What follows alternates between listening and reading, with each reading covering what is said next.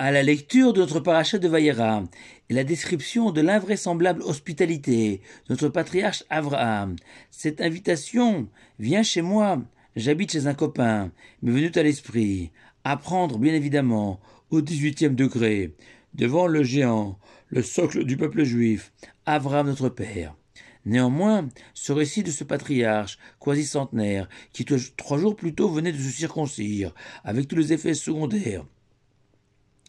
se tenant à la porte de sa tente, à midi, sous un soleil encore plus chaud que d'habitude, dans l'espoir d'apercevoir des voyageurs en chemin, afin de les inviter et les accueillir dans sa maison, est à peine croyable, pour nous, simples humains. Pourquoi? Car nous ne mesurons pas la valeur de cette immense mitzvah de Arnasat Ochim, accueillir des invités, dont les sages démontrent, à partir de l'exemple d'Abraham, qu'elle prévaut même sur l'accueil de la présence divine elle-même. En effet, le 3e jour après la circoncision, l'Éternel est apparu à Abraham comme on visite un malade. Mais Abraham, à la vue de 3 voyageurs en chemin, a demandé à l'Éternel de patienter, le temps pour lui d'accueillir ces 3 inconnus, des idolâtres, et leur offrir un somptueux repas et la possibilité de se reposer à l'ombre de beaux arbres. Et le Midrash apporte la parabole suivante pour comprendre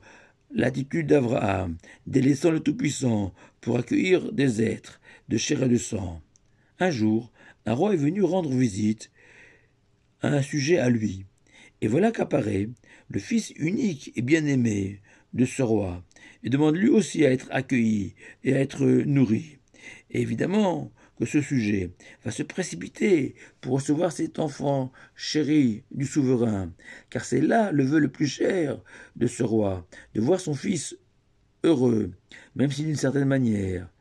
c'est à ses dépens, car Abraham avait compris, et surtout le ressentait intimement, que tous les êtres humains sur terre, quelle que soit leur origine, leur foi, étaient tous des enfants de Dieu, et qu'il n'y a pas de plus grande satisfaction qu'on peut apporter au Tout-Puissant que celle de porter assistance et secours à son enfant dans le besoin, seul en chemin, sans possibilité de se nourrir et de se loger, au point que nos sages n'ont pas hésité à enseigner qu'offrir à manger à un invité équivaut à apporter la kétorette, cet encens que l'on faisait brûler matin et après-midi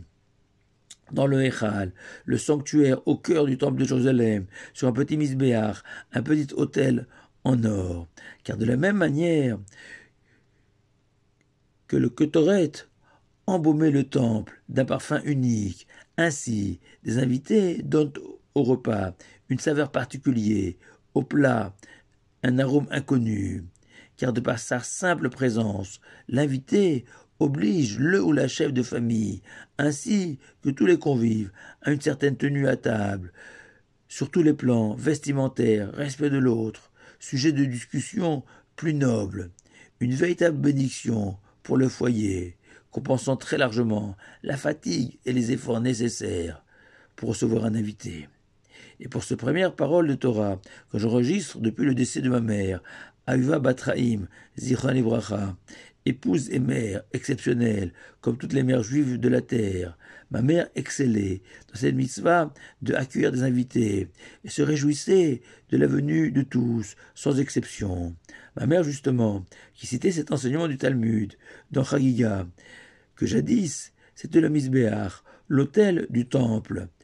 de Jérusalem, qui permettait à l'homme qui avait fauté de racheter sa faute en y offrant un sacrifice. Mais maintenant que le temple a été détruit, la table de l'homme remplace le misbéach lorsque l'homme y accueille des invités qui transcendent le repas, comme le misbéach permettait à l'homme, lui aussi, de reprendre de la hauteur sur la vie et de s'éloigner de la faute. Et je voudrais partager avec vous cette remarque, que nos sages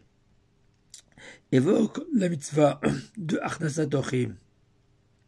Littéralement, faire rentrer des invités chez soi, plutôt que le plus attendu, Kabbalat Ochim, recevoir des invités. Peut-être pour signifier que la mitzvah ne consiste pas à dire à l'invité « fais comme chez toi », formule toute faite et insincère. Non, l'invité n'est pas chez lui, il est bien chez son hôte, chez un étranger. Mais cet hôte doit veiller à faire ressentir à son invité qu'il est désiré, que sa présence est souhaitée, qu'il a toute sa place à table. Achnasat Ochim signifiant dès lors faire rentrer l'invité dans sa maison, dont la présence à table est légitime, comme celle des enfants, des amis,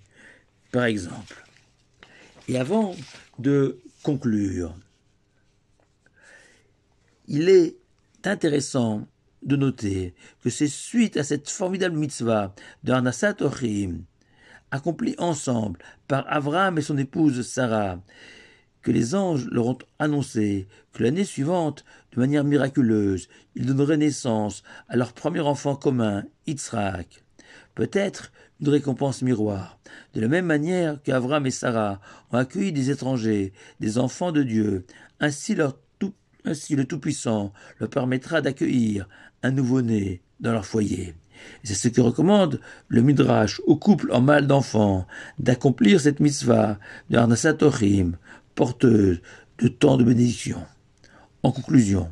le Rav Shimon Baruch rapporte un passage du Zohar qui enseigne que de la même manière que l'homme reçoit des invités dans ce monde, il sera accueilli à son tour dans le monde futur. Et de ce point de vue, je suis convaincu que ma mère a été accueillie comme une reine par le Saint béni soit-il.